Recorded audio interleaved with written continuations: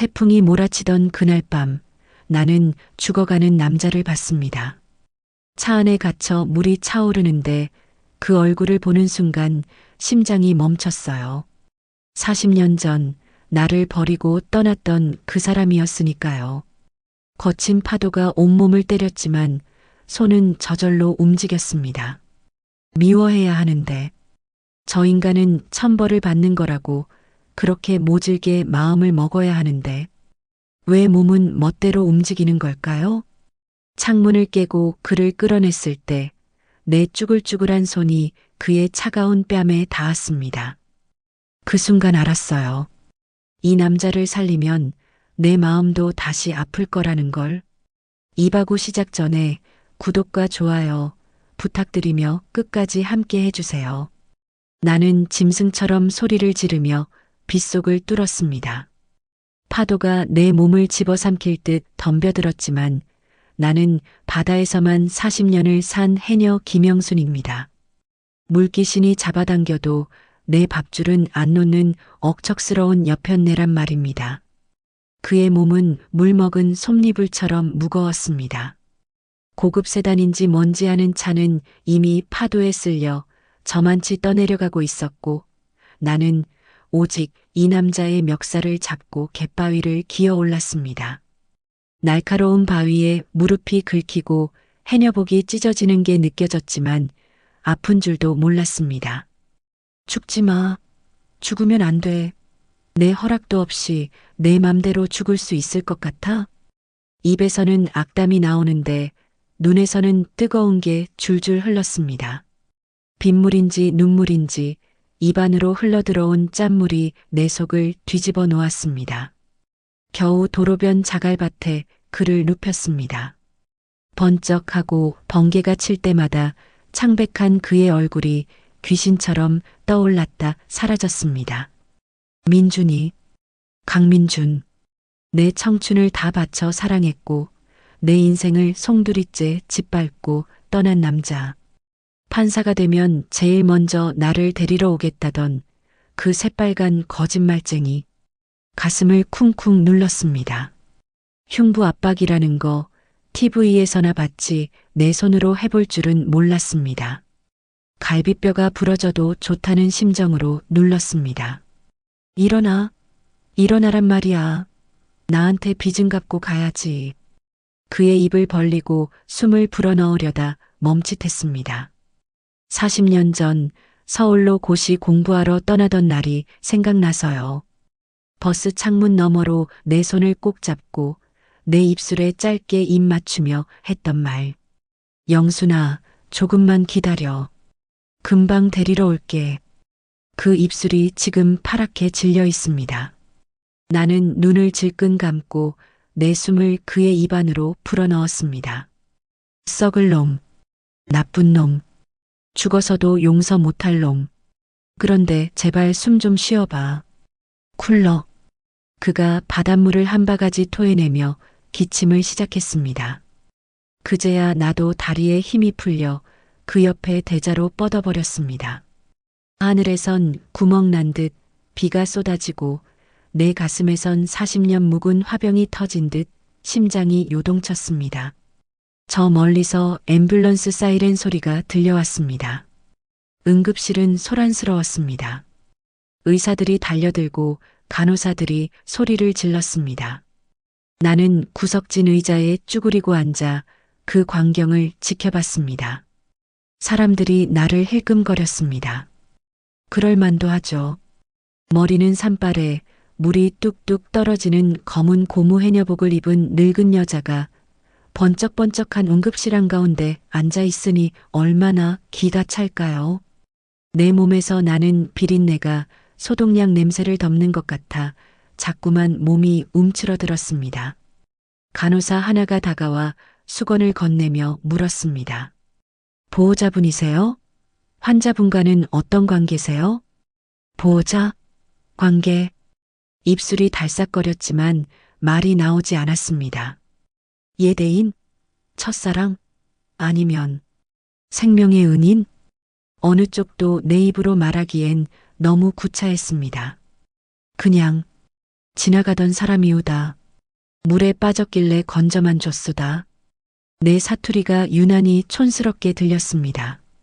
간호사는 고개를 끄덕이더니 다시 환자 쪽으로 뛰어갔습니다. 저기 침대에 누워있는 민준이는 늙었어도 귀티가 흘렀습니다. 젖은 와이셔츠 소매 아래로 보이는 금색 시계, 말끔하게 정돈된 손톱. 고생이라곤 해본 적 없는 귀한 사람의 태가 났습니다. 나는 슬그머니 내 손을 내려다보았습니다. 소라를 캐고 전복을 따느라 마디마디 굵어진 손가락. 바닷바람에 트고 갈라져 거북이 등껍질처럼 딱딱해진 손등. 손톱 밑에는 아무리 씻어도 빠지지 않는 까만 때가 껴 있었습니다. 갑자기 쥐구멍이라도 찾고 싶었습니다. 죽느냐 사느냐가 문제였지 이런 건 생각도 못했는데 막상 살려놓고 보니 내 초라한 꼴이 견딜 수가 없었습니다. 눈을 감았습니다. 차라리 보지 말자. 그러면 40년 전 그 좁은 단칸방 냄새가 나는 것 같았습니다. 영순아, 춥지? 이리 와. 겨울이면 우풍이 심해 입김이 나오던 자취방. 그는 내 언손을 자기 겨드랑이에 끼워 녹여주곤 했습니다. 내 손이 제일 예뻐. 나 때문에 고생해서 거칠어졌지만 나한테는 비단결보다 더 고워. 그는 밤새 책장을 넘겼고 나는 그 옆에서 밤새 홍합을 까고 마늘을 깠습니다. 내 손끝이 갈라져 피가 나면 그는 눈물을 글썽이며 빨간 약을 발라주었죠. 내가 사법고시만 패스해봐. 내 손에 장을 찢어서라도 너 호강시켜줄 거야. 파출부? 식당 설거지? 다시는 안 시켜. 사모님 소리 듣게 해줄게. 그 약속 참 달콤했습니다. 그 말 하나 믿고 나는 내 젊음을, 내 여자로서의 인생을 몽땅 바다에 던졌습니다. 그가 합격했다는 소식을 들었을 때 나는 시장통 한복판에서 덩실덩실 춤이라도 추고 싶었습니다. 이제 고생 끝이구나. 이제 우리 민준이랑 행복하게 살 일만 남았구나. 하지만 그는 돌아오지 않았습니다. 들려온 건 서울의 큰 건설사 회장 딸과 결혼한다는 청첩장도 없는 소식뿐. 그날 이후로 나는 거울을 보지 않았습니다. 내 손도 들여다보지 않았습니다. 악착같이 일만 했습니다. 그 사람 보란 듯이 잘 살고 싶어서가 아니라 잊고 싶어서, 너무 아파서 생각할 틈을 주지 않으려고 몸을 혹사시켰습니다. 그렇게 40년이 흘렀습니다. 그런데 왜 하필 내 그물에 걸려든 게 너란 말이냐? 침대 쪽에서 얕은 신음소리가 들렸습니다. 퍼뜩 정신을 차리고 보니 산소호흡기를 쓴 그가 눈을 뜨고 있었습니다. 몽롱한 눈동자가 천장을 맴돌다 마치 자석에 이끌리듯 천천히 내 쪽으로 향했습니다. 심장이 덜컥 내려앉았습니다. 도망가야 한다. 저 눈과 마주치면 안 된다. 다리가 후들거려 일어날 수가 없었습니다. 그의 눈이 가늘게 떨렸습니다. 40년 세월이 무색하게 그 눈빛만은 옛날 그대로였습니다. 겁 많고 여리고 나만 바라보던 그 강아지 같던 눈. 마스크 안에서 웅얼거리는 소리가 들렸습니다. 간호사가 마스크를 살짝 들어 올리자 갈라진 목소리가 새어나왔습니다. 순이 내 이름을 부릅니다. 잊으려고 수천 번, 수만 번 다짐했던 그 이름. 다른 사람 입에서 들으면 아무렇지도 않은 내 이름이 저 사람 입에서 나오니 가슴을 난도질하는 칼이 되어 날아옵니다. 눈물이 핑 돌았지만 나는 아랫입술을 꽉 깨물었습니다. 피 맛이 났습니다. 아니요.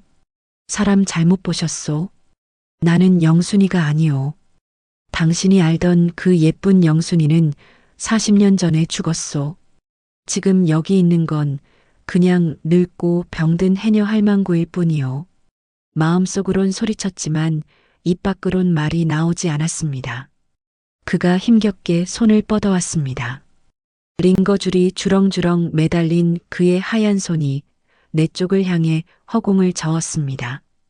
그 순간 나는 감전된 사람처럼 내 손을 등 뒤로 획 감췄습니다. 안 돼. 이 손은 안 돼. 당신을 살린 이 손이 내 자식들 사실 자식은 없지만 조카들이라도 먹여 살린 이 자랑스러운 손이 당신 앞에서는 왜 이렇게 부끄럽고 더러운 걸까요? 당신의 그 하얀 손 옆에 내 검고 투박한 손이 놓이는 걸 죽기보다 보이기 싫었습니다. 누구세요? 나는 짐짓 모르는 척 퉁명스럽게 내뱉었습니다.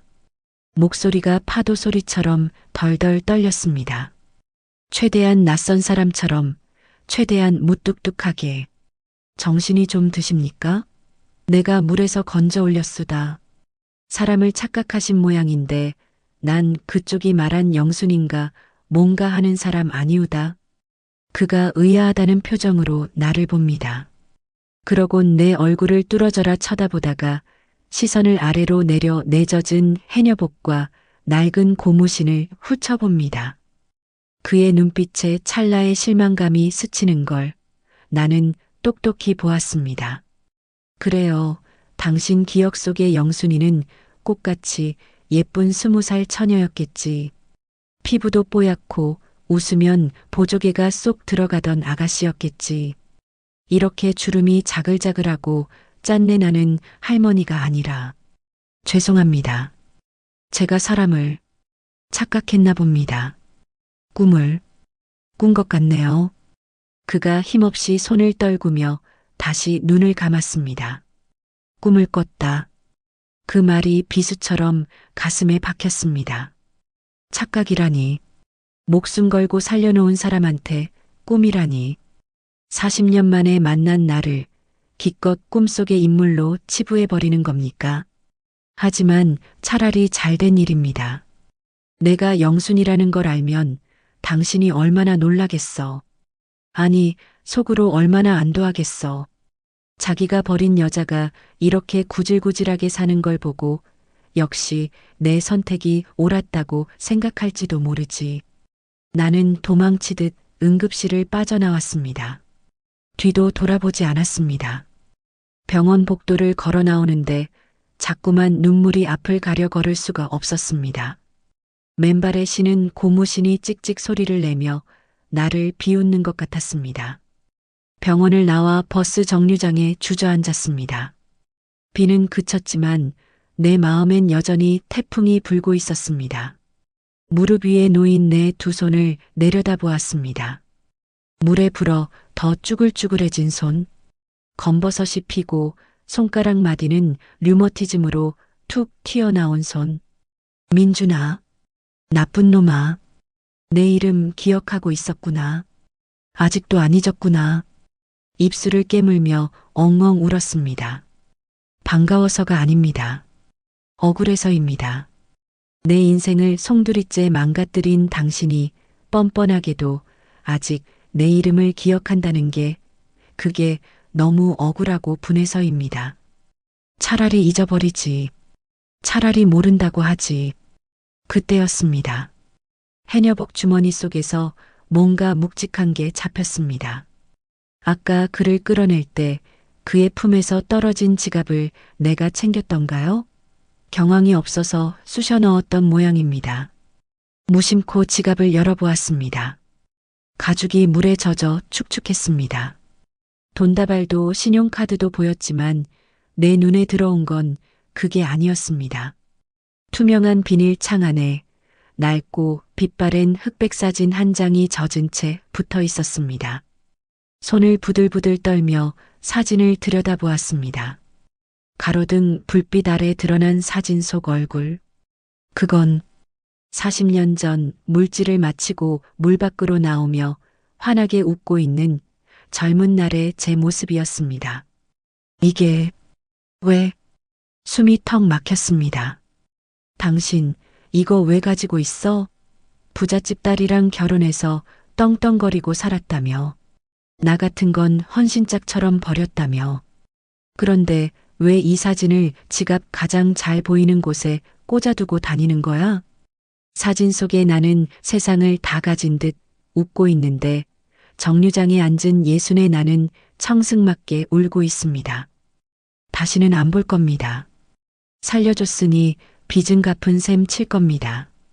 이 지갑도 경찰서에나 맡겨버리고 잊을 겁니다. 그런데 자꾸만 병원 쪽으로 고개가 돌아갑니다. 내일도 당신이 눈을 뜰까? 내가 두고 온 그 젖은 양복은 누가 챙겨줄까? 혹시 밥은 먹었을까? 바보같이 또 밥 걱정입니다. 이놈의 정이 뭔지 평생을 속고도 또 속으려는 내 마음이 더 밉습니다. 나는 젖은 사진을 가슴에 품고 어두운 밤길을 터덜터덜 걸어 집으로 향했습니다. 오늘 밤은 잠 다 잤습니다. 어젯밤 그 젖은 지갑을 챙겨온 게 화근이었습니다. 밤새 그 사진을 들여다보다 잠 한숨 못 잤습니다. 40년 전의 나, 촌스럽지만 눈빛만은 초롱초롱했던 김영순. 내가 뭐가 좋다고 저런 놈 지갑 속에서 웃고 있니? 지갑 속에는 명함도 한 장 들어있더군요. 민성그룹 회장 강민준. 회장님이라 판사 된다더니 결국 돈을 택했구나. 판사 월급으로는 성에 안 찼겠지. 그러니 나 같은 건 거들떠나 받겠어? 아침 일찍 나는 지갑을 비닐봉지에 꽁꽁 묶어 창고 구석에 던져버렸습니다. 보지 말자. 생각도 말자. 오늘은 물때가 좋은 날이니 전복이나 따러 가자. 물질을 나갈 땐 늘 그렇듯 마음을 비웁니다. 바다는 잡생각을 싫어하거든요. 딴 생각하다간 물숨을 먹거나 그물에 걸려 죽기 십상입니다. 차가운 바닷물에 몸을 담그니 머리가 좀 맑아지는 것 같았습니다. 그래, 다 지나간 일이다. 어제 그건 그냥 개꿈이다. 한참을 작업하고 물 위로 올라왔을 때였습니다. 어머, 저거 봐. 저 차 뭐야? 우리 마을에 저런 차가 들어온 적이 있었나? 같이 물질하던 해녀 동생들이 웅성거리며 방파제 쪽을 가리켰습니다. 검은색 대형 세단 한 대가 우리 작업장 입구에 떡하니 서 있었습니다. 어제 그 태풍 속에 떠내려간 차와는 비교도 안 되게 크고 번쩍거리는 차였습니다. 불길했습니다. 심장이 쿵쿵 뛰기 시작했습니다. 설마, 아니겠지. 올 리가 없지. 하지만 슬픈 예감은 틀린 적이 없습니다. 운전석에서 내린 건 덩치 큰 비서였고 그가 뒷문을 열자 한 남자가 내렸습니다. 머리에 하얀 붕대를 감고 한쪽 다리를 절룩거리며 내리는 남자. 강민준이었습니다. 아이고, 회장님, 아직 퇴원하시면 안 됩니다. 비서가 안절부절 못하며 부축하려 했지만 그는 손을 내저으며 방파제 끝으로 걸어왔습니다.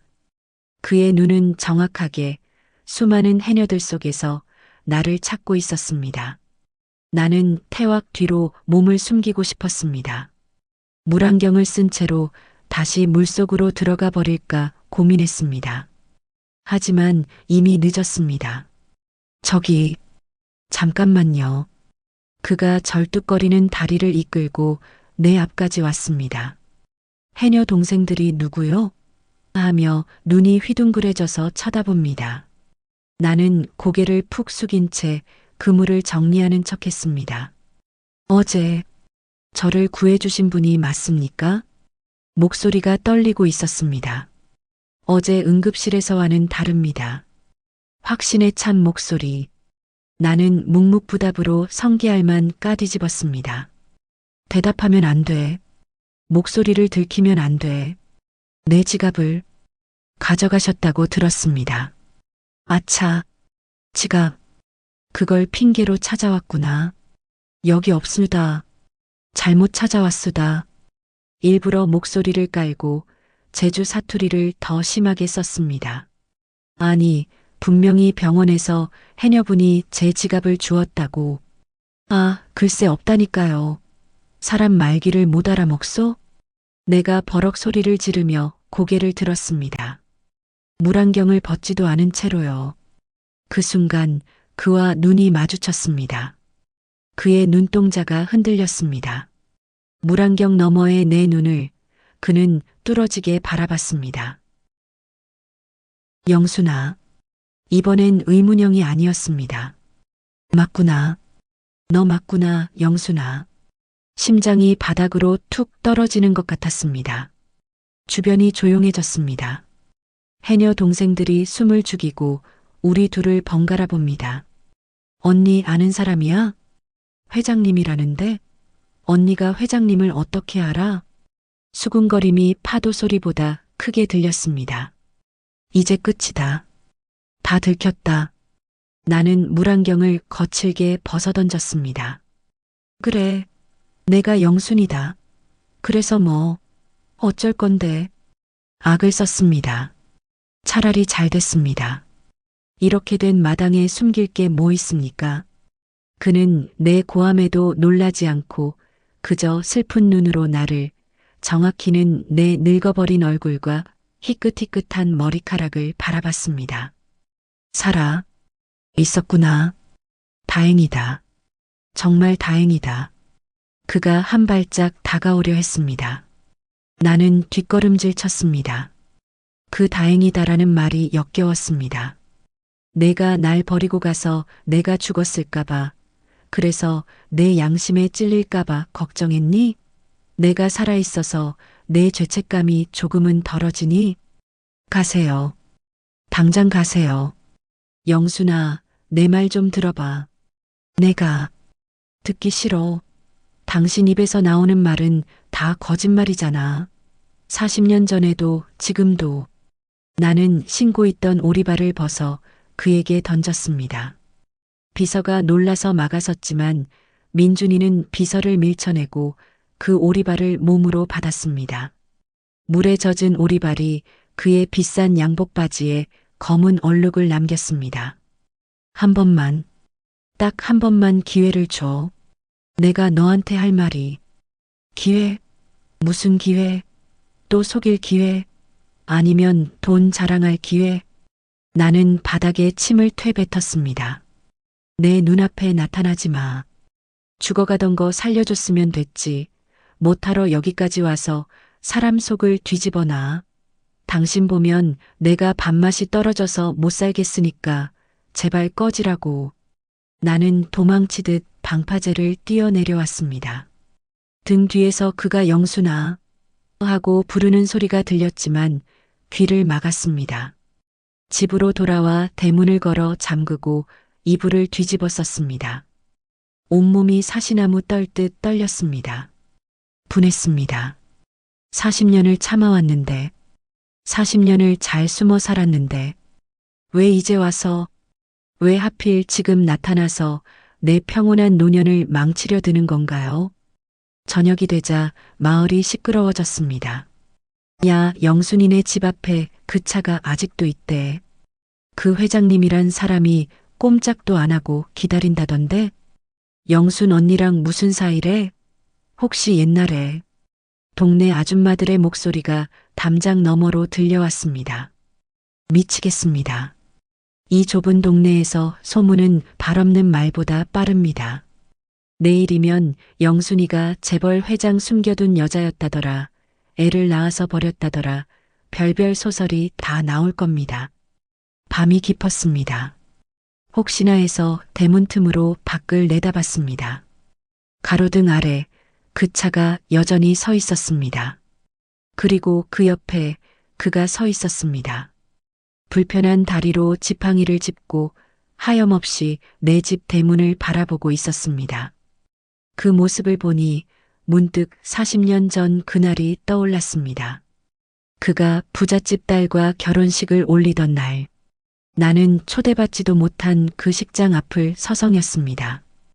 혹시라도 그가 마음을 바꿔서 뛰쳐나오지 않을까 바보 같은 기대를 하면서요.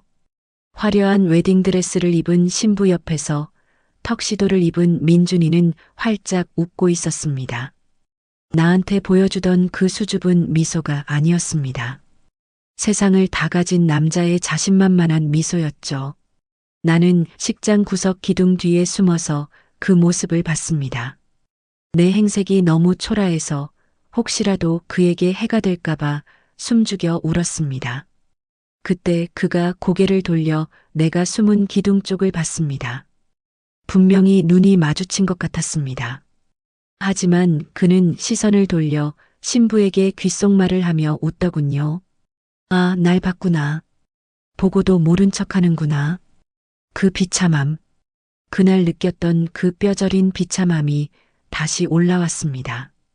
그때는 내가 숨어서 너를 봤는데 지금은 내가 내 집 앞에서 나를 기다리는구나. 세상 참 공평한 건가? 아니면 이것도 잔인한 장난인가? 대문을 벌컥 열고 나갔습니다. 그가 나를 보더니 반색하며 다가왔습니다. 영순아. 이봐요, 회장님. 나는 싸늘하게 그를 쏘아봤습니다. 여기가 어디라고 버티고 서 있어? 당장 차 빼. 안 빼면 경찰 부를 거야. 지갑 찾으러 온 거 아니야. 그가 주머니에서 뭔가를 꺼냈습니다. 작은 옥반지였습니다. 40년 전 그가 서울 가기 전날 밤 내 손가락에 끼워주려다 내가 너무 비싸다고 거절했던 그 싸구려 옥반지. 이거 너 주려고 40년을 품고 다녔어. 언젠가 만나면 꼭 끼워주려고. 기가 찼습니다. 하? 참나. 40년 전 옥반지? 그걸 지금 나보고 받으라고요? 나는 그 반지를 낚아채서 바닥에 내동댕이 쳤습니다. 쨍그랑 하는 소리와 함께 반지가 산산조각 났습니다. 이딴 거 필요 없어. 내 손 봐. 이 굵어진 마디에 그게 드러나 가겠어? 나는 내 흉한 손을 그의 눈앞에 들이밀었습니다. 보라고. 당신 기다리느라, 혼자 먹고 사느라 이렇게 망가진 손 보라고. 당신이 껴주려던 그 고운 손은 이제 세상에 없어. 그러니까 죽은 사람 찾지 말고 가란 말이야. 그가 내 손을 덥석 잡았습니다. 차가운 밤 공기 속에서 그의 손은 불덩이처럼 뜨거웠습니다. 나, 이거 안 나? 미안하다. 미안하다, 영순아. 그가 내 거친 손등 위에 얼굴을 묻었습니다. 눈물이 내 손등을 적셨습니다. 내가 잘못했어. 내가 다 망쳤어. 제발, 한 번만 용서해줘. 재벌 회장이, 그 대단한 양반이 총구석 해녀집 대문 앞에서 늙은 여자 손을 잡고 옵니다. 비서가 말리러 뛰어왔지만 그는 비서에게 오지 말라고 손짓했습니다. 나는 그를 뿌리치려고 했지만 이상하게 힘이 들어가지 않았습니다. 내 손등에 닿은 그의 눈물이 너무 뜨거워서. 그리고 40년 전 내가 그토록 듣고 싶었던 그 사과가 너무 늦게 도착한 게 서러워서. 하지만 용서, 어림도 없습니다. 눈물 몇 방울로 퉁치기엔 내가 흘린 눈물이 바다를 채우고도 남습니다. 나는 억지로 손을 빼냈습니다. 쉬하지 마요. 당신 눈물 하나도 안 슬프니까. 나는 뒤도 돌아보지 않고 대문 안으로 들어왔습니다. 빗장을 걸고 주저앉았습니다. 밖에서는 여전히 그의 울음소리가 들려왔습니다. 방에 들어와 불도 켜지 않고 앉아 있는데 깨진 옥반지 조각이 자꾸 눈앞에 아른거렸습니다. 내일 날이 밝으면 저걸 또 내가 쓸어 담고 있겠지. 바보같이. 그날 밤 나는 꿈을 꿨습니다. 젊은 날의 민준이가 나에게 옥반지를 끼워주는 꿈. 꿈속의 내 손은 백옥처럼 곱고 예뻤습니다. 영순아, 사랑해. 그 달콤한 목소리에 속아 활짝 웃다가 잠에서 깼습니다. 깨보니 베개가 축축했습니다. 창밖을 보니 날이 밝아오고 있었습니다. 혹시나 해서 대문을 열어봤습니다. 차는 사라지고 없었습니다. 그럼 그렇지. 재벌 회장이 밖에서 밤을 새울 리가 있나? 씁쓸하게 웃으며 바닥을 보는데 어젯밤 내가 깨뜨린 옥반지 조각들이 보이지 않았습니다.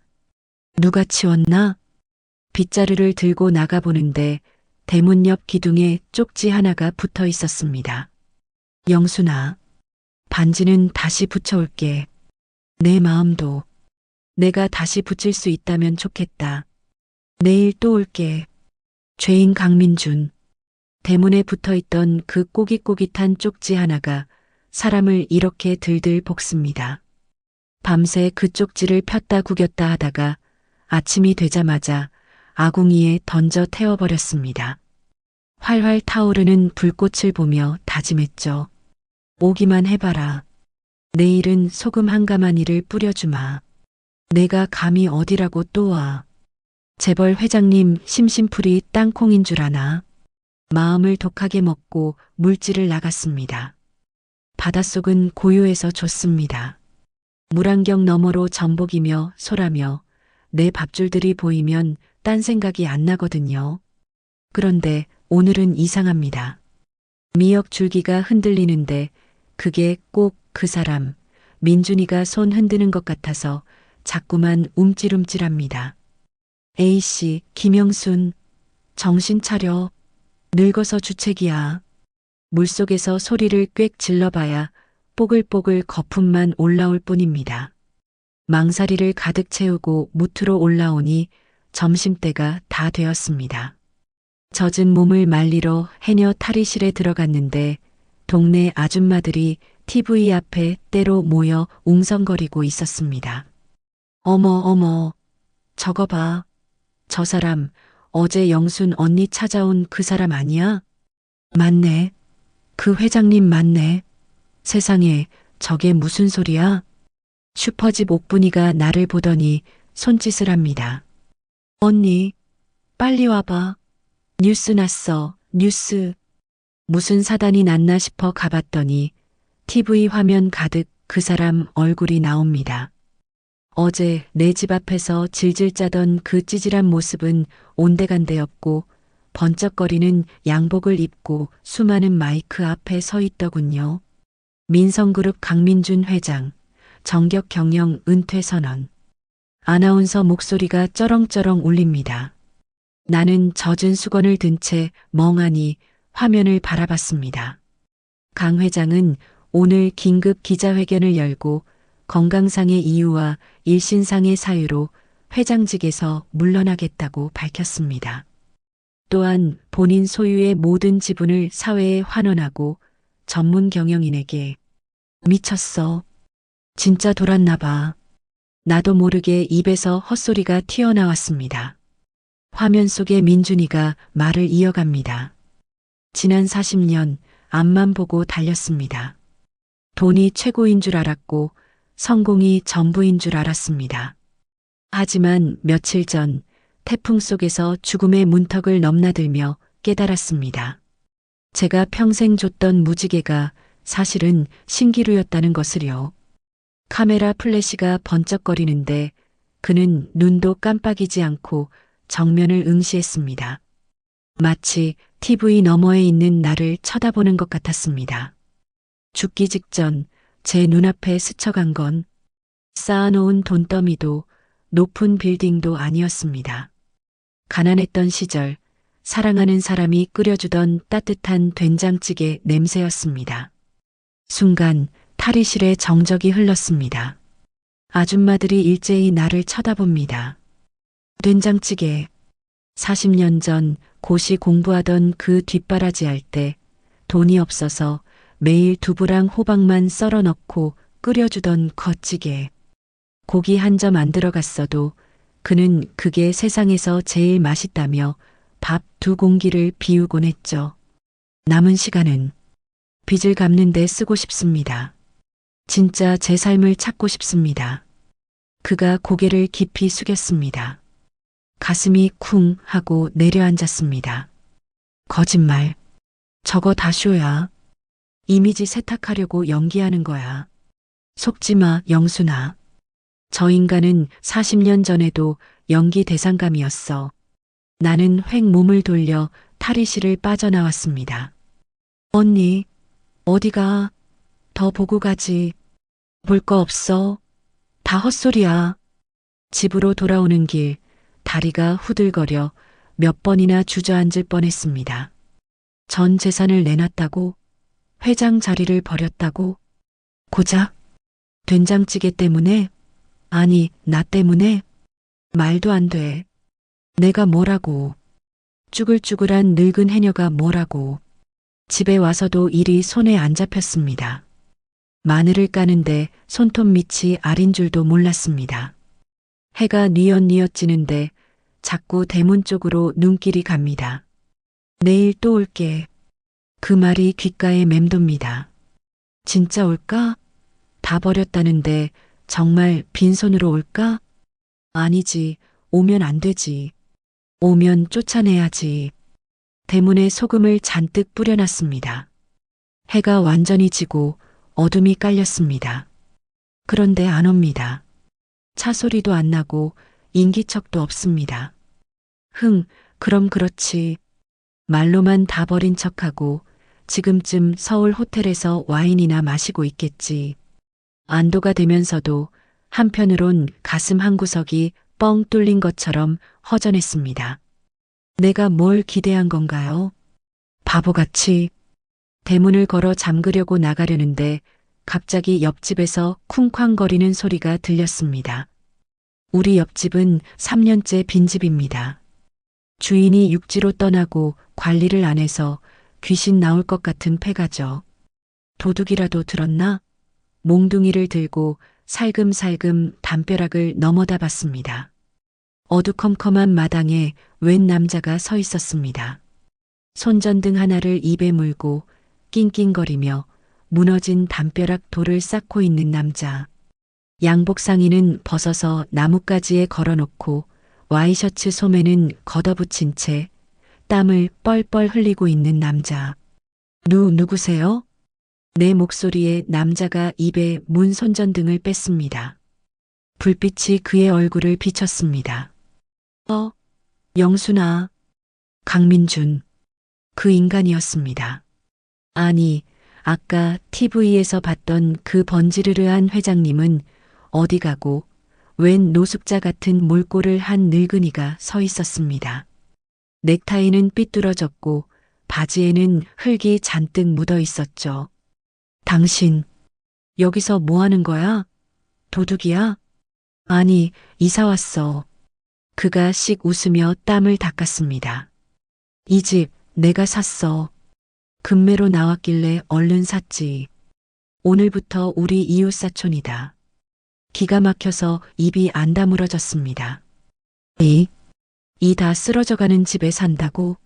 당신 미쳤어? 호텔 놔두고 왜 이런 데서 살아? 나 돈 없어. 그가 너무나 태연하게 말했습니다. 다 내놨잖아. 보증금 빼고 나니까 남은 돈이 딱 이 집 살 돈밖에 없더라. 나 이제 진짜 빈털털이야. 너한테 밥 얻어먹어야 할 처지라고. 거짓말. 또 거짓말. 대한민국 재벌이 돈이 없다는 게 말이 됩니까? 웃기지 마. 당신 아들이나 비서가 짐 싸들고 오겠지. 쇼 그만하고 가. 내가 돌아서려는데 그가 다급하게 내 팔을 잡았습니다. 영순아. 그의 손이 뜨거웠습니다. 아니, 거칠었습니다. 자세히 보니 그의 손바닥이 돌을 나르느라 긁혀서 피가 배어 있었습니다. 진짜야. 아들놈하고도 인연 끊고 왔어. 나더러 노망났대. 미쳤대. 근데 영순아. 그가 내 눈을 뚫어져라 쳐다봤습니다.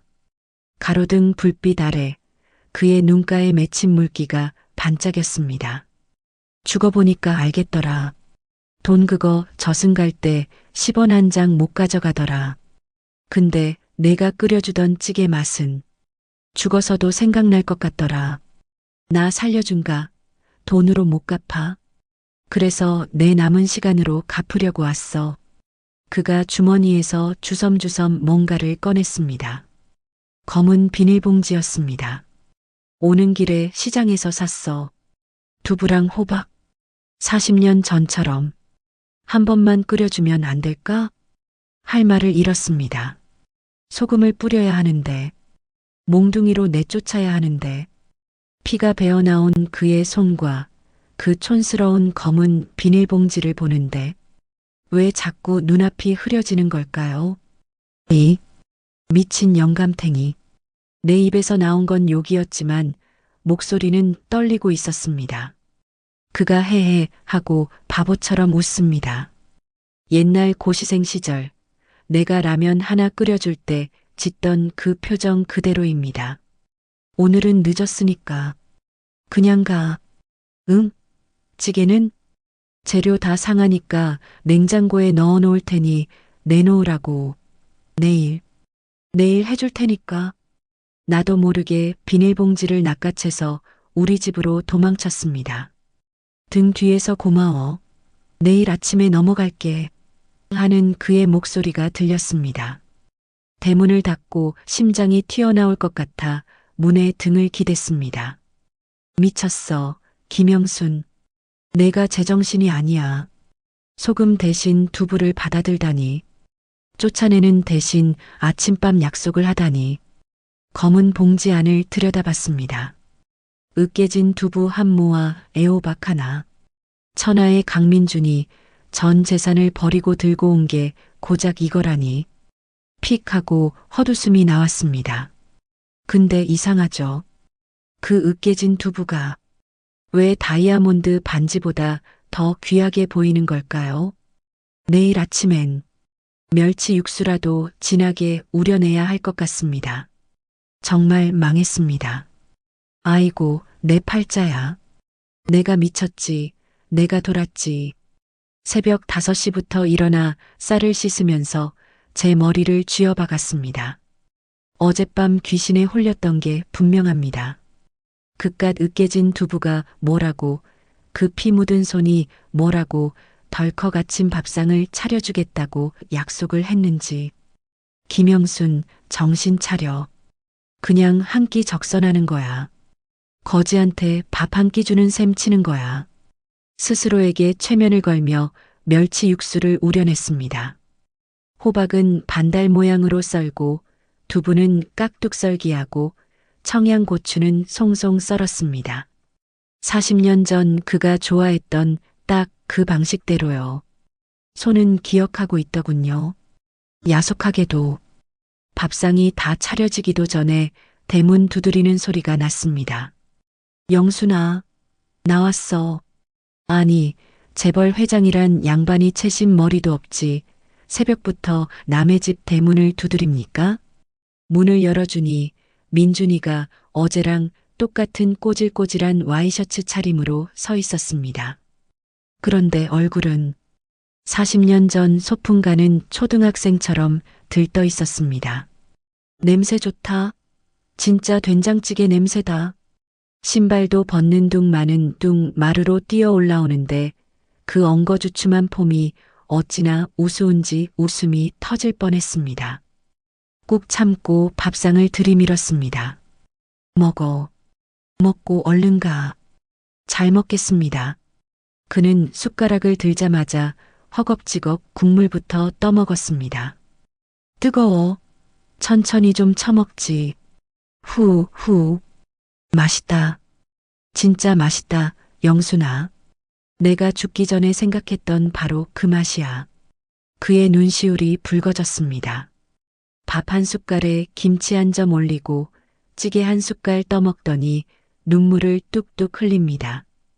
밥상머리에서 궁상맞게 우는 꼴이라니. 근데 그게 밉지가 않았습니다. 재벌 회장이 사내 진미 다 놔두고 내 솜씨 없는 된장찌개 먹으면서 우는 게 참 짠하더라고요. 울지 말고 밥이나 먹어. 채알라. 나는 짐짓퉁명스럽게 말하며 숭늉 그릇을 밀어줬습니다. 그는 응 하면서 코를 훌쩍거리고 밥 2공기를 뚝딱 비웠습니다. 밥을 다 먹고 나니 이제 내쫓을 명분이 생겼습니다. 다 먹었으면 가. 나 이제 물질 나가야 돼. 나는 태왁과 망사리를 챙겨 들었습니다. 그러자 그가 벌떡 일어났습니다. 내가 들어줄게. 뭐, 됐어. 이까짓 거 내가 평생 들고 다닌 거야. 아니야. 이제부턴 내가 들어. 나 힘세. 그가 내 손에서 억지로 태왁을 뺏어 들었습니다. 그러고는 절뚝거리는 다리로 앞장서서 걸어 나갔습니다. 아, 강민준, 너 다리도 불편한 게 괜찮아. 밥심으로 하는 거야. 골목길을 나서자마자 온 동네 사람들의 시선이 꽂혔습니다. 그럴 수밖에요. 낡은 해녀복을 입은 나 뒤로 흙 묻은 와이셔츠에 정장 바지를 입은 남자가 주황색 태왁을 어깨에 메고 절뚝거리며 따라오니까요. 그것도 어제 뉴스에 대문짝만하게 났던 그 회장님이 말입니다. 어머, 저거 회장님 아니야? 맞네. 영순 언니 짐 들어주는 거야? 세상에 회장님이 머슴살이하네. 동네 아줌마들이 수군거리는 소리가 쩌렁쩌렁 울렸습니다. 나는 창피해서 얼굴을 들 수가 없었습니다. 아, 내놓으라니까. 나무새스럽게 왜 이래? 뭐가 어때서? 나 지금 밥값 하는 거야. 신경 쓰지 마. 그는 싱글벙글 웃으며 사람들에게 인사까지 합니다. 안녕하세요. 영순이네 옆집으로 이사온 강민준입니다. 잘 부탁드립니다. 아이고, 두야. 내가 못 산다. 바닷가 작업장에 도착하자 그는 내 짐을 내려놓고는 바위 위에 털썩 앉았습니다. 갔다 와. 나 여기서 기다릴게. 기다리긴 뭘 기다려. 집에 가라니까? 집에 가면 심심해. 그리고 내가 올 때 무거운 거 들고 올 거 아냐. 그거 들어줘야지. 말이 안 통합니다. 나는 맘대로 해라. 하고 물속으로 뛰어들었습니다. 물속에 들어가니 좀 살 것 같았습니다. 그런데 물 밖으로 고개를 내밀 때마다 갯바위에 쭈그리고 앉아 나를 지켜보는 그가 보였습니다. 따가운 햇볕 아래서 양복 윗도리를 뒤집어 쓰고 하염없이 바다만 보고 있는 남자. 마치 40년 전 내가 물질할 때마다 방파제에서 책을 보며 기다리던 고시생 민준이 같았습니다. 변했어? 진짜 변했어? 물질을 마치고 올라오니 그가 벌떡 일어나 달려왔습니다. 고생했어. 많이 땄어? 그는 내 무거운 망사리를 덥석 받아들었습니다. 망사리 안에는 성게며 소라가 가득 들어있어 꽤 무거웠습니다. 흑! 그가 휘청거렸습니다. 다리가 불편한 걸 깜빡했습니다. 꺼봐. 힘도 못 쓰는 게. 아냐, 할 수 있어. 으라차차. 그는 끙끙거리며 망사리를 어깨에 맸습니다. 땀이 비오듯 쏟아지고 와이셔츠는 성게가시에 긁혀오리 다 나갔지만 그는 웃고 있었습니다. 작업장에 돌아오니 해녀들이 삼삼오오 모여 성게알을 까고 있었습니다. 민준이가 내 망사리를 내려놓더니 자기도 옆에 쭈그리고 앉았습니다. 이거 어떻게 하는 거야? 나도 할래. 회장님, 이거 가시에 찔리면 아파요. 그냥 두세요. 동생들이 말렸지만 그는 고집을 부렸습니다. 나도 배워야 해. 영순이 혼자 하게 둘 순 없어. 그는 작은 칼을 집어들고 서툴게 성게를 깠습니다. 아야. 시작하자마자 가시에 찔려 피가 났습니다. 어머, 피나요. 이리 줘봐. 사고 치지 말고 저리 가 있으라니까. 내가 버럭 소리를 질렀지만 그는 손가락을 쪽 빨더니 다시 칼을 잡았습니다. 괜찮아. 반창고 붙이면 돼. 영순아, 너 옛날에 내 손에 밴드 붙여줬던 거 기억나? 이번엔 내가 찔릴 차례야. 그 말에 가슴이 찌릿했습니다. 40년 전엔 내가 내 손을 지켜줬는데 이제 내가 내 일을 돕겠다고 그 고운 손을 망가뜨리는구나. 그는 묵묵히 그리고 아주 느리게 성게를 깠습니다. 10개를 깔 동안 나는 100개를 깠지만 아무도 그를 비웃지 않았습니다. 그의 셔츠 등판이 땀으로 흠뻑 젖어가는 걸 보며 동네 사람들의 눈빛도 조금씩 변하고 있었습니다. 회장님, 아니, 민씨 아저씨? 이거 좀 드시면서 하세요. 슈퍼집 옥분이가 시원한 냉커피를 타왔습니다. 아이고, 감사합니다.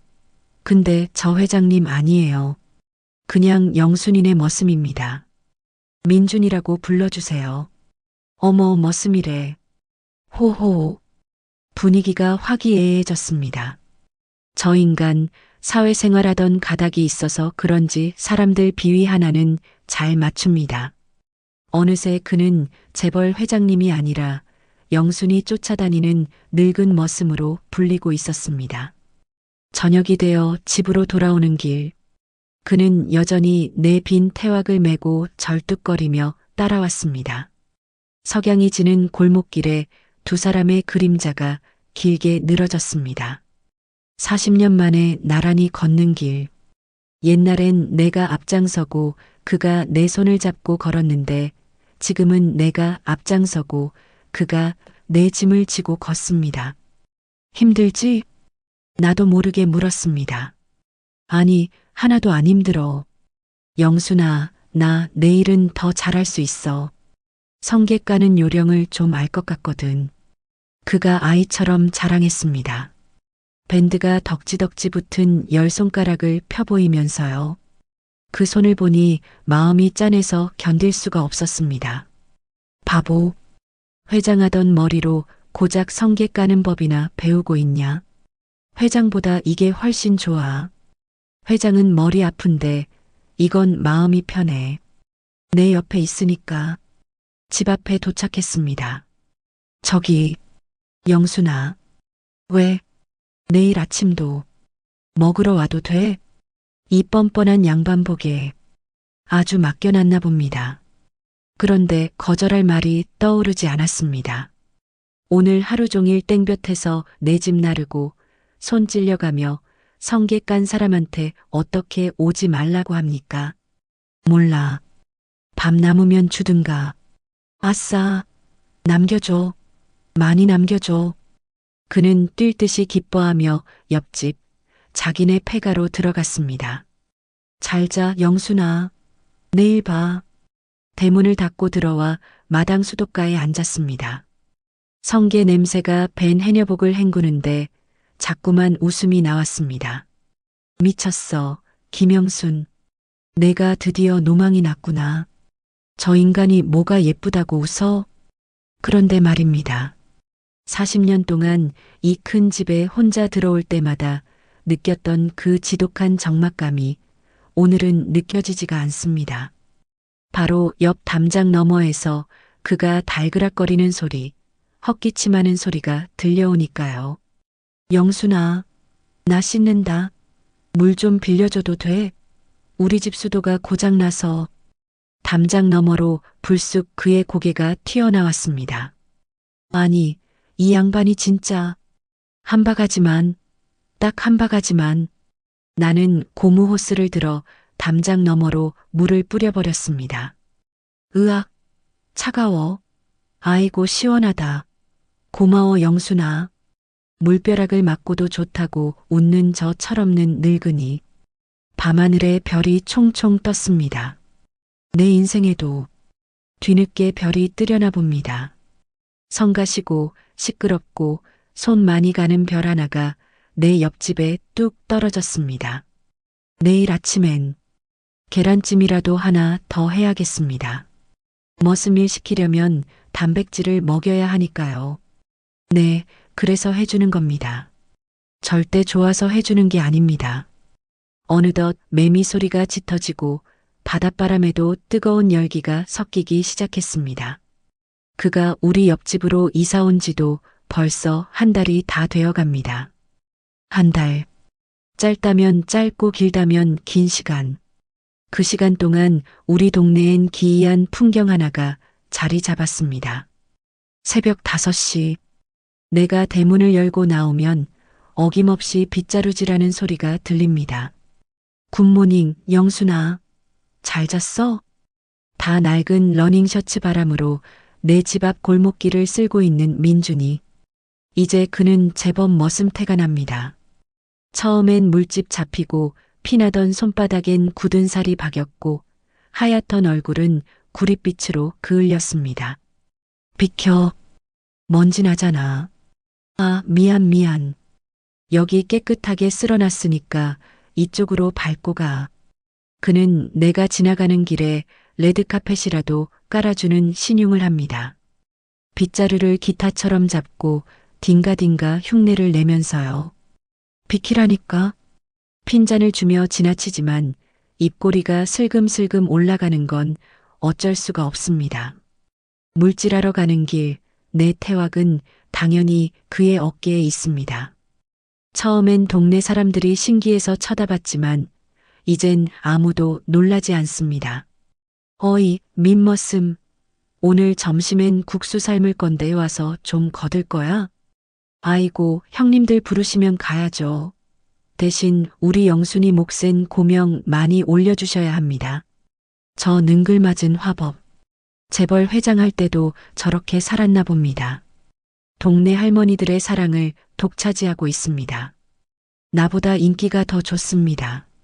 물질을 마치고 올라오면 그는 수건을 들고 대기하고 있다가 내게 건네줍니다. 고생했어. 물 한 잔 마셔. 얼음 동동 띄운 보리차. 내가 물질하는 동안 집에 가서 끓여 식혀온 겁니다. 꿀꺽꿀꺽 마시면 그가 옆에서 부채질을 해줍니다. 시원해? 더 붙여줄까? 됐어. 팔 아파. 퉁명스럽게 대답하지만 사실은 좋습니다. 평생 혼자 해왔던 일들입니다. 무거운 짐 들기, 목마름 참기, 혼자 밥 먹기. 누군가 옆에서 챙겨준다는 게 이렇게 달콤한 건지 잊고 살았습니다. 아니, 애써 모른 척하고 살았습니다. 그런데 이 남자가 자꾸만 그 봉인된 기억을 끄집어냅니다. 어느 날 오후였습니다. 갯바위에서 미역을 말리다가 발을 헛디뎠습니다. 아! 날카로운 굴껍데기에 발바닥이 찢어졌습니다. 피가 철철 났습니다. 영순아. 어디서 보고 있었는지 그가 번개처럼 달려왔습니다. 다리도 불편한 사람이 어떻게 그렇게 빨리 뛰었는지 모릅니다. 어디 봐. 세상에, 이 깊이 좀 봐. 그는 사색이 되어 내 발을 자기 무릎 위에 올렸습니다. 더러운 갯벌 흙이 묻은 내 발을 그는 자기 옷으로 벅벅 닦아냈습니다. 괜찮아. 그냥 좀 긁힌 거야. 뭐가 괜찮아. 피가 이렇게 나는데. 그는 덜덜 떨리는 손으로 손수건을 꺼내 지혈을 했습니다. 그러고는 나를 덥석 업으려 했습니다. 업혀? 미쳤어? 내 몸무게가 몇인데. 그리고 너 다리도 안 좋잖아. 잔말 말고 업혀. 병원 가야 돼. 그는 막무가내였습니다. 결국 나는 그의 등에 업혔습니다. 그의 등은 넓고 따뜻했습니다. 그리고 땀 냄새와 바다 냄새가 섞인 비릿하지만 정겨운 냄새가 났습니다. 40년 전 내가 아플 때 나를 업고 약국까지 뛰어가던 그 등. 세월이 흘러굽고 작아졌지만 온기만은 그대로였습니다. 민준아. 무겁지? 나도 모르게 옛날처럼 이름을 불렀습니다. 그가 멈칫하더니 다시 걸음을 재촉했습니다. 하나도 안 무거워. 깃털 같아. 넌 좀 많이 먹어야 돼. 맨날 두부만 먹으니까 이렇게 가볍지. 거짓말. 숨소리가 거친데. 다리가 후들거리는 게 느껴지는데. 나는 그의 목을 더 꽉 끌어안았습니다. 눈물이 날 것 같아서 그의 어깨에 얼굴을 파묻었습니다. 보건소에서 치료를 받고 나오는 길, 비가 쏟아지기 시작했습니다. 소나기였습니다. 우산도 없는데. 그는 자기 윗옷을 벗어서 내 머리 위로 씌워줬습니다. 비 맞으면 상처 덧나. 넌 이거 쓰고 가. 너는? 난 괜찮아. 머슴은 비 좀 맞아도 돼. 그는 러닝셔츠 차림으로 비를 쫄딱 맞으며 걸었습니다. 내 발이 젖을까봐 부축하면서 정작 자기는 웅덩이를 밟으며 걸었습니다. 빗속을 뚫고 집까지 오는 동안 나는 아무 말도 할 수 없었습니다. 그의 젖은 등을 보는데 가슴속에서 뭔가 툭 하고 끊어지는 소리가 들렸습니다. 아, 안 되는데. 40년 동안 쌓아 올린 벽. 미움의 벽, 원망의 벽. 그 단단했던 벽에 금이 가고 있었습니다. 이러면 안 되는데. 다시 마음을 주면 안 되는데. 또 떠나면 어떡해. 또 상처받으면 어떡해. 나는 이제 늙어서 다시 무너지면 일어설 힘도 없는데. 집 마루에 앉아 빗소리를 듣고 있는데 그가 수건으로 머리를 털며 들어왔습니다. 아, 시원하다. 샤워 한번 잘했네. 그가 씩 웃으며 내 발을 살폈습니다. 약은 먹었어? 아프진 않아? 너, 왜 이래? 나도 모르게 물었습니다. 왜 이렇게까지 해? 그냥 돈으로 갚으면 되잖아. 병원비 주고 위로금 주고 그러면 되잖아. 왜 사서 고생을 해? 그가 젖은 머리카락을 쓸어 넘기며 내 눈을 봤습니다. 장난기 어린 표정이 사라지고 진지한 눈빛이 되었습니다. 영순아, 내가 살아보니까 말이야. 돈으로 살 수 있는 건 다 가짜더라. 비싼 침대에서 자도 악몽을 꾸고 산의 진미를 먹어도 소화가 안 되더라. 그가 내 손을 조심스럽게 잡았습니다.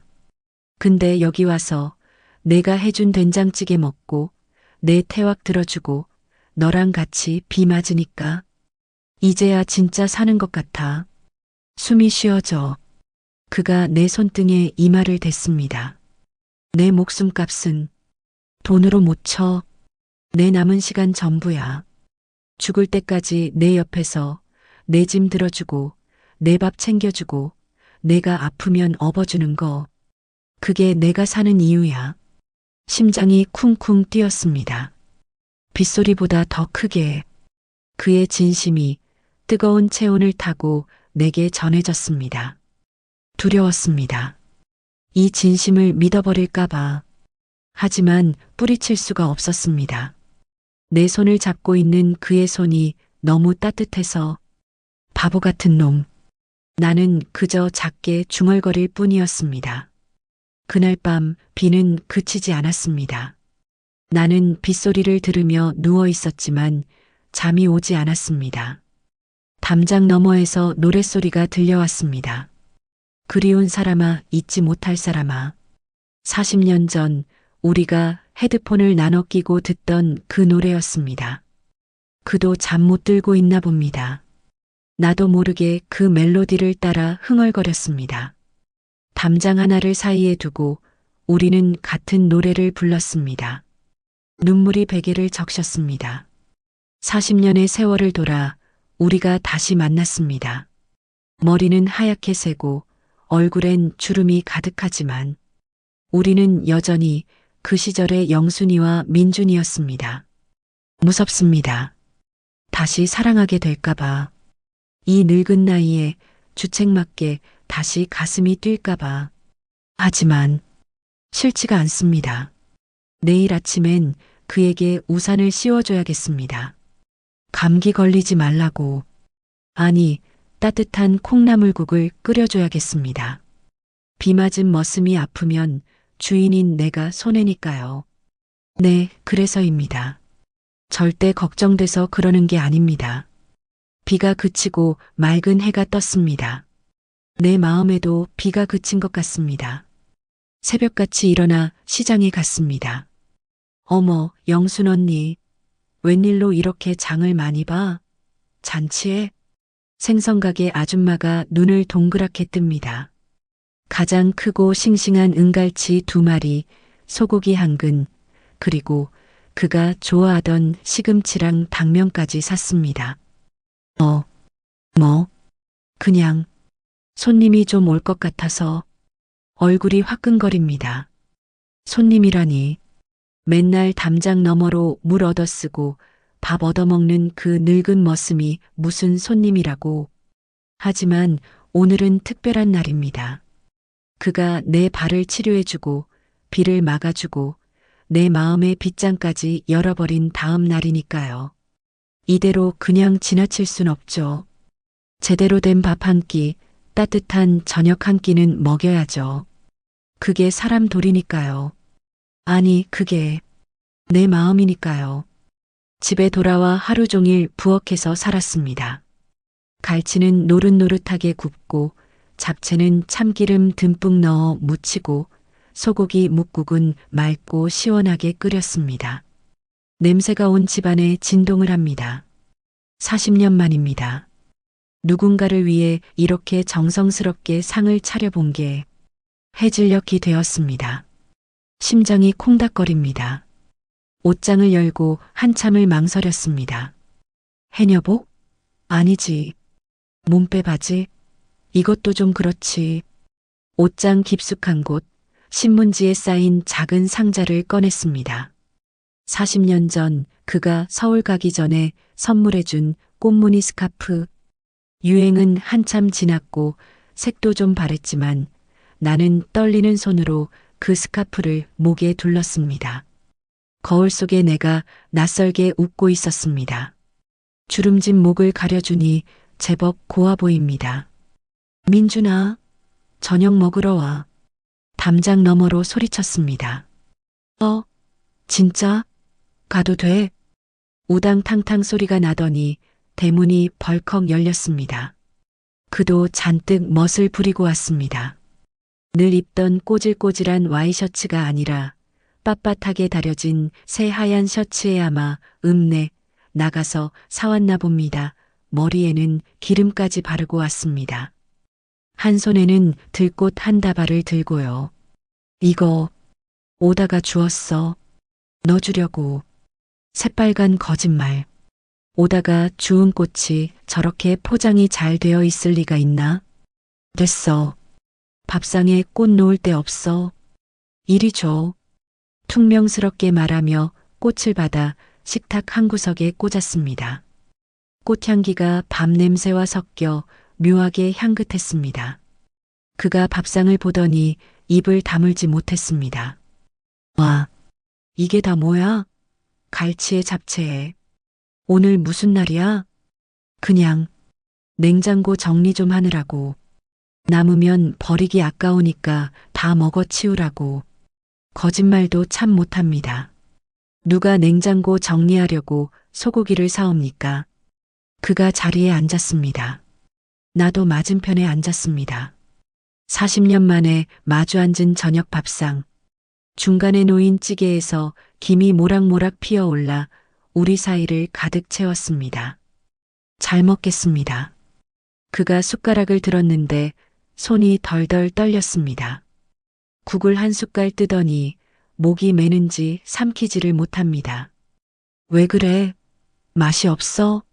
아니, 너무 좋아서, 꿈만 같아서. 그가 눈물을 뚝뚝 흘리며 밥을 먹기 시작했습니다. 갈치살을 발라 밥 위에 얹어 먹고 잡채를 한 젓가락 가득 집어 먹고 마치 며칠 굶은 사람처럼, 아니 40년 동안 배고팠던 사람처럼 허겁지겁 먹었습니다. 천천히 좀 먹어. 누가 뺏어 먹냐? 나는 물컵을 밀어주며 그를 타박했습니다.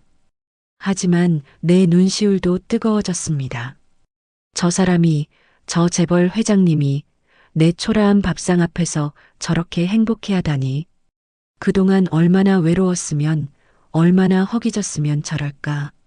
영순아. 그가 밥그릇을 깨끗이 비우고 나를 불렀습니다. 나 사실 회장할 때 밥맛이 뭔지 몰랐어. 10만 원짜리 정식을 먹어도 모래알 씹는 것 같았어. 식탁 앞엔 늘 서류 뭉치가 있거나 내 돈 노리고 아부하는 사람들 뿐이었으니까. 그가 내 손을 잡았습니다. 이번엔 뿌리치지 않았습니다. 근데 오늘 내 인생에서 제일 맛있는 밥을 먹었어. 너랑 이렇게 마주 앉아서 내가 해준 따뜻한 밥 먹는 거. 이게 내 평생 소원이었어. 그의 진심이 따뜻한 밭기운처럼 내 가슴으로 스며들었습니다. 나는 그의 손등을 다른 손으로 덮어주었습니다. 바보야. 그게 뭐 대수라고. 대수지. 나한텐 세상 전부지. 그가 내 목에 두른 스카프를 봤습니다. 눈이 커졌습니다. 이거, 설마. 그래. 내가 준 거야. 버리려다 걸레로라도 쓸까 해서 뒀던 거야. 또 거짓말. 걸레로 쓸 거면 신문지에 왜 싸둡니까? 고마워. 안 버려줘서 고마워. 나 안 잊어줘서 고마워. 그가 식탁 위로 몸을 숙여 내 손에 얼굴을 묻었습니다. 그의 어깨가 들썩였습니다. 민준아. 나도 모르게 손을 뻗어 그의 희끗희끗한 머리를 쓰다듬었습니다. 나도 너 그리웠어. 내 입에서 나온 말에 내가 놀랐습니다. 하지만 더 이상 숨길 수가 없었습니다. 미워하고 원망하고 저주도 퍼부었는데 그래도 밥 때 되면 생각나더라. 밥은 먹고 다니나 아프지는 않나? 비 오면 비 맞진 않나? 지겹게도 생각나더라. 우리는 밥상을 사이에 두고 한참을 울었습니다. 40년 묵은 체증이 쑥 내려가는 것 같았습니다. 그동안 쌓였던 오해, 미움, 서러움이 눈물과 함께 씻겨 내려갔습니다. 영순아. 그가 눈물을 닦고 웃었습니다. 눈은 퉁퉁 부었지만 표정은 어린아이처럼 맑았습니다. 나 설거지 내가 할게. 밥값 해야지. 됐어. 오늘은 손님이니까 내가 해. 아냐, 나 설거지 잘해. 이제 머슴 다 됐어. 그는 기어이 고무 장갑을 꼈습니다. 달그락, 달그락. 부엌에서 그가 그릇 씻는 소리가 들려왔습니다. 세상에서 제일 평화로운 소리였습니다. 나는 식탁에 앉아 커피를 마시며 그의 뒷모습을 바라봤습니다. 넓은 등판, 걷어붙인 소매, 콧노래를 흥얼거리는 모습. 이 풍경이 너무나 자연스럽습니다. 마치 지난 40년 동안 매일 일했던 것처럼 잃어버린 40년을 건너뛰어 우리는 그냥 늙은 부부처럼 그 자리에 있었습니다. 영순아, 이거 헹구는 거 찬물로 해? 더운 물로 해? 기름기 있으니까 더운 물로 해야지. 바보야. 아, 맞다. 알았어. 우리는 또 티격태격했습니다. 하지만 그 소리마저 정겹습니다. 설거지를 마친 그가 과일을 깎아왔습니다. 사과 껍질이 끊어지지 않고 길게 이어졌습니다. 맞지? 나 칼질도 늘었어. 잘났어, 정말. 우리는 마루에 나란히 앉아 밤바다를 봤습니다. 파도 소리가 자장가처럼 들렸습니다. 좋다. 그가 내 어깨에 머리를 기댔습니다. 무겁다 치워라. 잠깐만. 1분만. 나 너무 졸려. 배부르고 등 따시니까 잠이 쏟아져. 그는 정말로 코를 골며 잠들었습니다. 내 어깨에 기댄 채 그의 숨소리가 규칙적으로 내 귓가에 들려왔습니다. 나는 조심스럽게 그의 어깨를 감싸 안았습니다.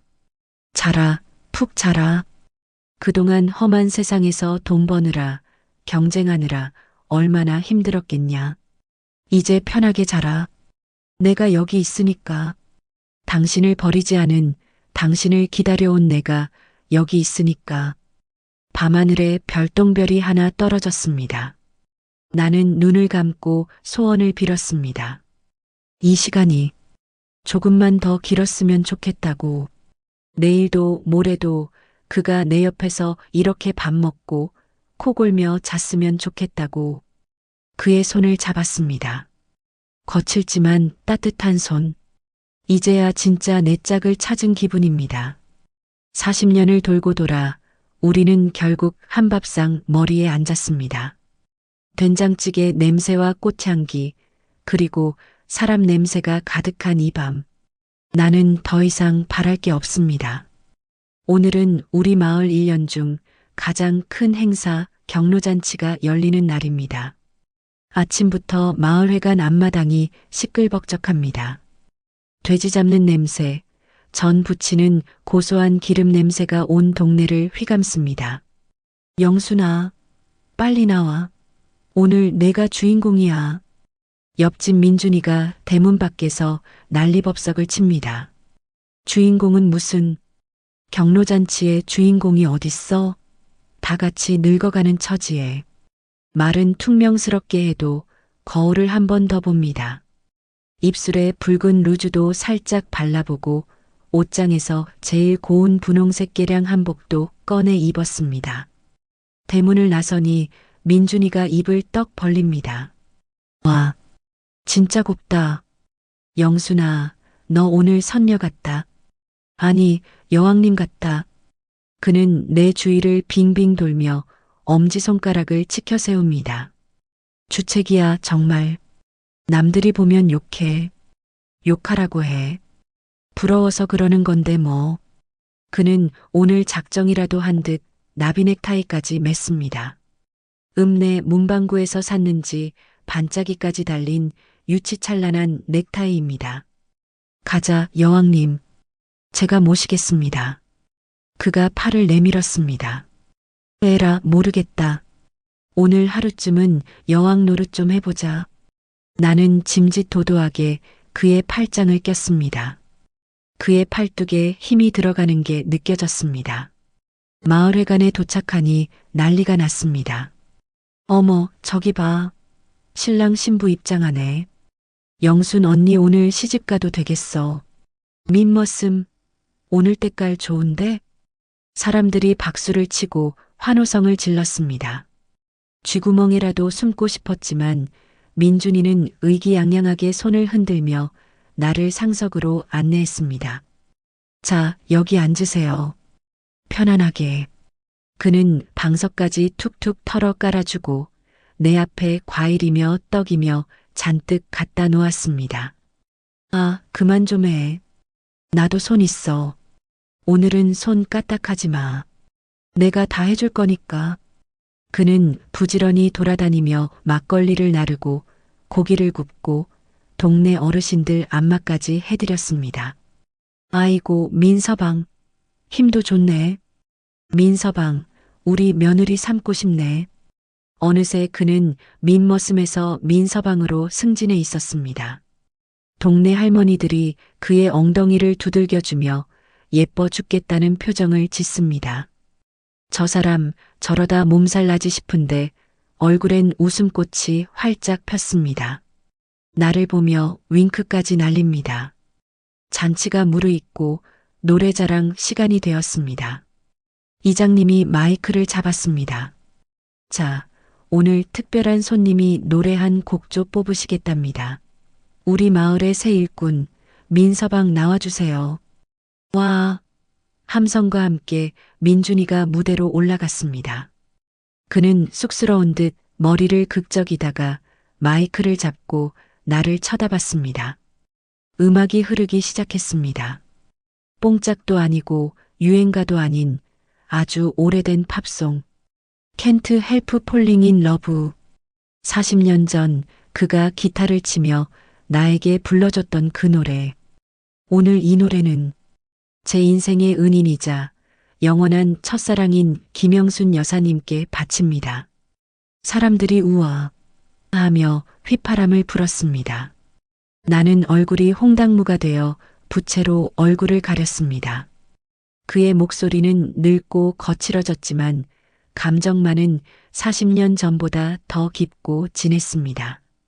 당신을 사랑하지 않을 수 없어요. 가사 한마디 한마디가 내 가슴을 두드렸습니다. 노래 간주가 흐를 때 그가 무대 아래로 내려왔습니다. 스포트라이트도 없는데 내 눈엔 그에게서 빛이 나는 것 같았습니다. 그는 내 앞에 와서 한쪽 무릎을 꿇었습니다. 그리고 내 두 손을 잡았습니다.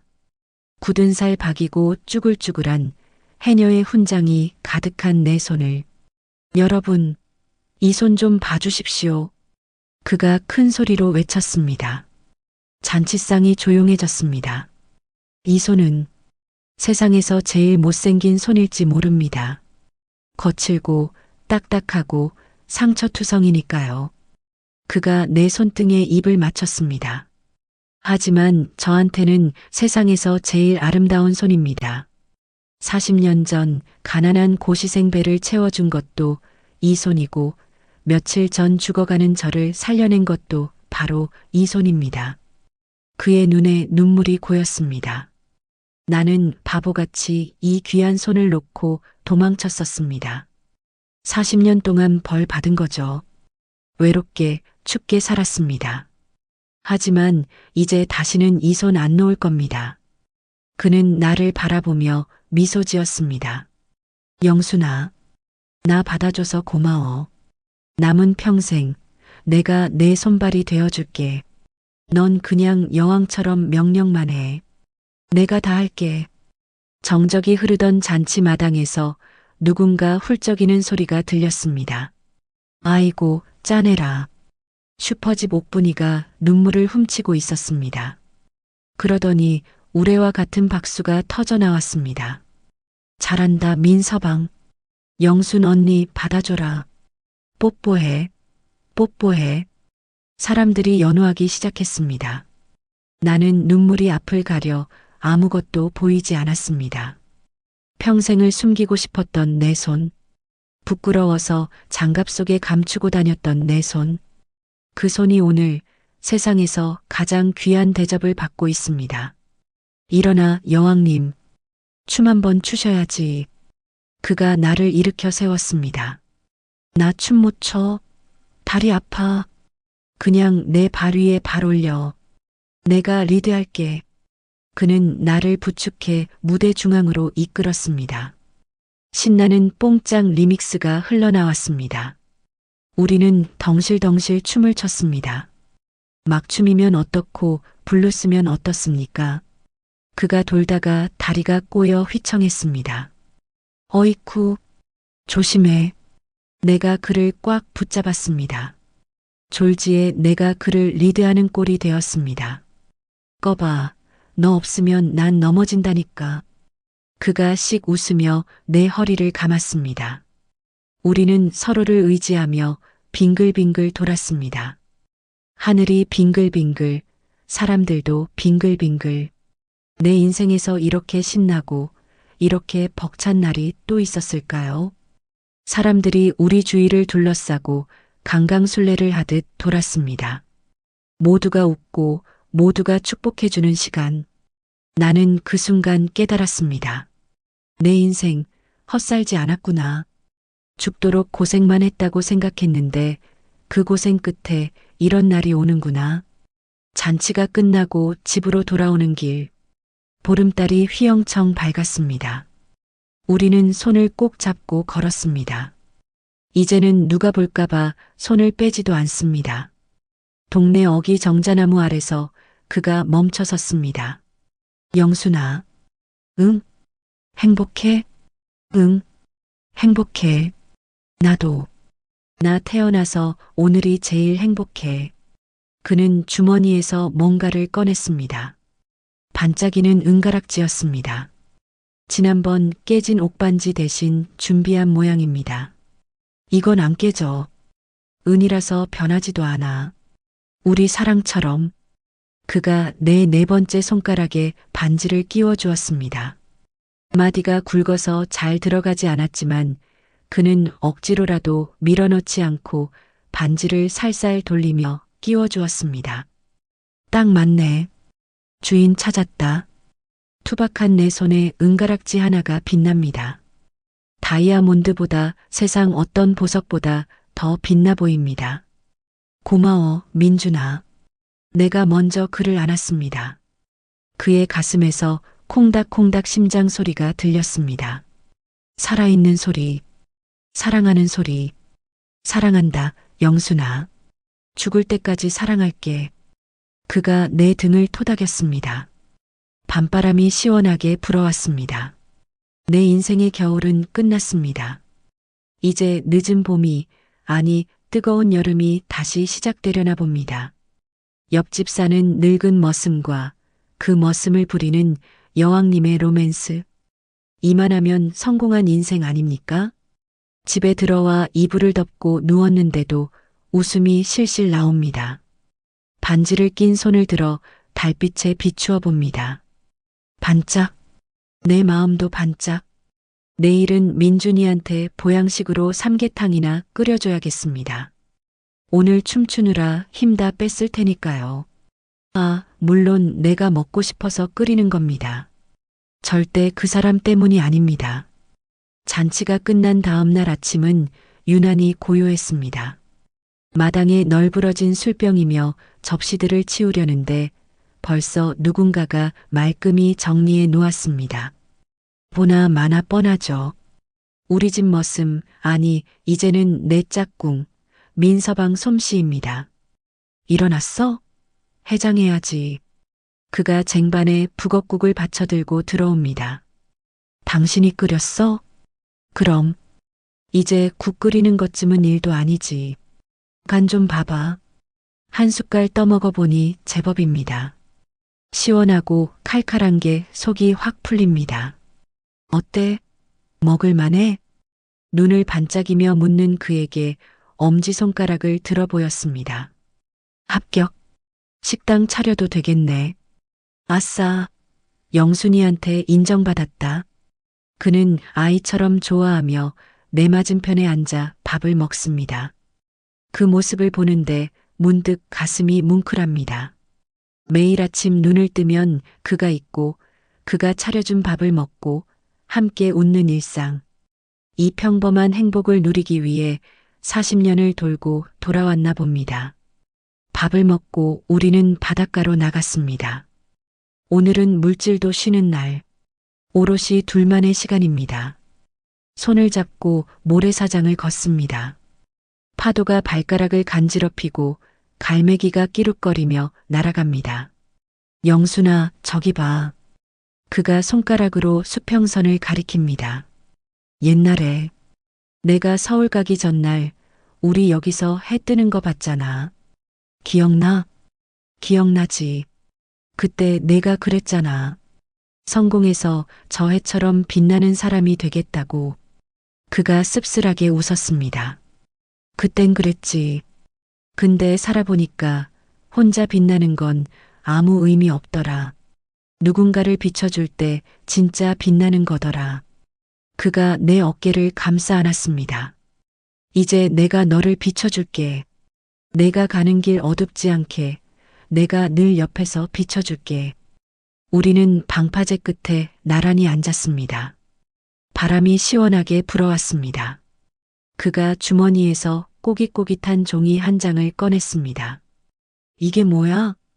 혼인신고서. 심장이 쿵 하고 내려앉았습니다. 어제 잔치 때 다들 부부라고 했잖아. 말로만 말고 진짜 부부 해야지. 그가 쑥스러운 듯 머리를 긁적였습니다. 반지도 끼웠고 프러포즈도 했고 이제 도장만 찍으면 돼. 나 너랑 법적으로도 한 가족 되고 싶어. 늦었지만 내 남편 자리 욕심내도 될까? 종이를 든 내 손이 떨렸습니다. 남편. 평생 가슴속에만 묻어두었던 그 이름. 불러보고 싶어도 부를 수 없었던 내 것이 아니라고 체념했던 그 이름. 영순아, 나 받아줄래? 그의 간절한 눈빛을 피할 수가 없었습니다. 나는 말없이 고개를 끄덕였습니다. 눈물이 주르륵 흘러내려 종이 위로 떨어졌습니다. 바보, 울지 마. 좋은 날 왜 울어? 그가 내 눈물을 닦아주며 꼭 안아주었습니다. 그의 품은 따뜻했습니다. 40년 전보다 더 넓고 더 단단하고 더 편안했습니다. 고마워. 돌아와줘서 고마워, 민준아. 기다려줘서 고마워, 영순아. 사랑해. 그 맹세가 바닷바람에 실려 하늘로 올라간 뒤 우리 마당엔 붉은 동백이 피고 지고 다시 노란 유채꽃이 흐드러지게 피어났습니다. 거센 태풍이 지나간 자리에 고요한 눈이 내리고 다시 따뜻한 봄바람이 불어올 때까지 어느새 1년이라는 시간이 파도처럼 밀려왔다 밀려갔지요. 이제 우리 집 아침 풍경은 제법 손발이 척척 맞는 늙은 부부 태가 납니다. 여보, 빨리 와. 늦겠어. 대문 밖에서 민준이의 다급한 목소리가 들립니다. 아, 간다가. 선크림 좀 바르고. 오늘은 우리 부부가 읍내 보건소에 봉사활동 가는 날입니다. 민준이는 이제 우리 마을의 해결사가 다 되었습니다. 힘쓰는 일은 기본이고 법대 나온 가락으로 동네 사람들 법률 상담도 해주고 글 모르는 할머니들 한글도 가르쳐 줍니다. 동네 사람들은 그를 민 변호사라고 부르기도 하고 민 반장이라고 부르기도 합니다. 물론 저한테는 영원한 민머슴이지만요. 트럭 조수석에 올라타니 그가 안전벨트를 매줍니다. 오늘도 예쁘네, 우리 마누라. 아이고, 닭살. 운전이나 해. 타박하면서도 거울을 한 번 더 봅니다. 얼굴이 많이 환해졌습니다. 사랑받는 여자는 늙어서도 티가 난다더니 옛말 틀린 거 하나 없습니다. 트럭이 해안도로를 달립니다. 창문을 여니 시원한 바다 냄새가 들어옵니다. 옆자리에 민준이가 내 손을 잡고 운전을 합니다. 한 손 운전이 위험하다고 해도 말을 안 듣습니다. 손잡고 가는 게 제일 좋답니다. 여보, 나 소원 하나 생겼어. 무슨 소원? 또 뭐 사달라고? 아니, 우리 나중에 한날 한시에 같이 가자. 뭐? 누구 하나 먼저 가면 남은 사람이 너무 슬프잖아. 그러니까 갈 때도 손잡고 같이 가자고. 참 철없는 소원입니다. 하지만 그 말이 밉지가 않습니다. 그래. 그러려면 당신 건강 관리 잘해야 돼. 술 줄이고 담배 끊고. 알았어, 알았어. 여왕님 명령인데 따라야지. 우리는 마주보고 웃음을 터뜨렸습니다. 차창 밖으로 푸른 바다가 끝없이 펼쳐져 있습니다. 저 바다처럼 우리 사랑도 끝이 없을 것 같습니다. 집으로 돌아오는 길 노을이 붉게 물들었습니다. 민준이가 내 집을, 아니 이제는 우리 집을 싹 고쳐놨습니다. 쓰러져 가던 담장은 예쁜 벽돌로 다시 쌓았고 마당에는 꽃밭을 만들었습니다. 그리고 대문 옆에는 문패를 새로 달았습니다. 나란히 적힌 두 이름. 이 문패를 볼 때마다 가슴이 벅차오릅니다. 이제 더 이상 혼자가 아닙니다. 비가 와도 태풍이 불어도 무섭지 않습니다. 내 옆엔 든든한 내 편, 내 남편이 있으니까요. 마당 평상에 앉아 그가 깎아주는 과일을 먹습니다. 그는 이제 성게 까기의 달인, 과일 깎기의 장인이 되었습니다. 아, 해봐. 사과 한 조각을 내 입에 넣어주는 그 맛있다. 당신이 깎아서 더 맛있네. 그럼 내가 누구 남편인데. 밤하늘에 별이 쏟아집니다. 우리는 말없이 서로의 어깨에 기대어 앉아 있습니다. 파도 소리가 들려오고 풀벌레 소리가 들려옵니다. 평화롭습니다. 지난 40년의 아픔도 눈물도 기다림도 다 이 순간을 위한 거였나 봅니다. 영순아, 응? 사랑해. 나도 사랑해. 그가 내 손을 꽉 잡습니다. 은가락지가 달빛을 받아 반짝입니다. 쭈글쭈글한 내 손과 그의 손이 포개져 있습니다. 이보다 더 아름다운 그림이 있을까요? 나는 이제 압니다. 사랑은 돈으로 사는 것도 아니고 화려한 보석으로 치장하는 것도 아니라는 걸. 그저 이렇게 늙고 병들어도 서로의 곁을 지켜주는 것. 따뜻한 밥 한 끼 나누고 아픈 다리 주물러주며 같은 곳을 바라보는 것. 그게 진짜 사랑이라는 걸. 40년을 기다렸지만 결국 그는 돌아왔습니다. 내 인생의 마지막 페이지는 눈물이 아니라 웃음으로 채워졌습니다. 이제 난 행복합니다. 세상 그 누구보다 행복한 민머슴의 여왕님이니까요. 오늘의 이바구는 여기까지입니다. 끝까지 함께 해주셔서 감사드리며 구독과 좋아요 눌러주시면 놀라운 인생 사연들을 누구보다 먼저 무료로 만나보실 수 있습니다.